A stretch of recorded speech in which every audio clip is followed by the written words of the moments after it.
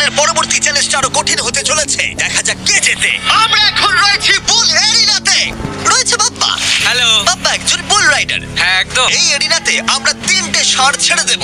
3টে তুমি ষাঁড়? যতগুলো পারবে টাকার ব্যাগ ওপারে নিয়ে যাবে, বুঝেছো? আর এরিনার অন্যদিকে তোমার জন্য থাকবে 3টে ষাঁড় যারা তোমাকে বাধা দেবে। পরের 3 মিনিটে যতগুলো ব্যাগ তুমি এই বাকেটে রাখতে পারবে সেটা তোমার হবে। আমি তৈরি জিমি। Good luck. ষাঁড়গুলোকে ছাড়ো। ওরা আসছে। বাপ্পা প্লিজ মরে যেও না।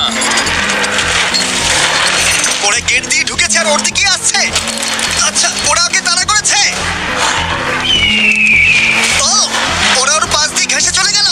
টাকাটা নাও বাপ্পা, চলো চলো চলো।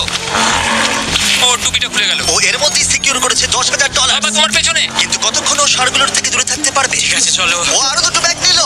তোর পেছনে আসছে ওরা। দৌড়াও বাবা, দৌড়াও। ও মাই গড। আমার ওই ষাঁড়গুলোকে দেখেই ভয় লাগছে। ও মাই গড। ও ওরা আমাদের দিকে এগিয়ে আসছে।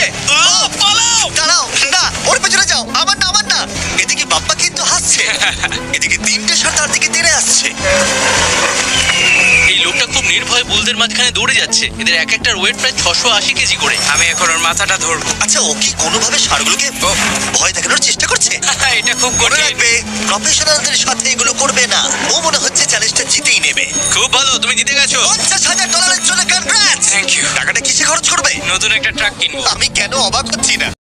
Please subscribe now.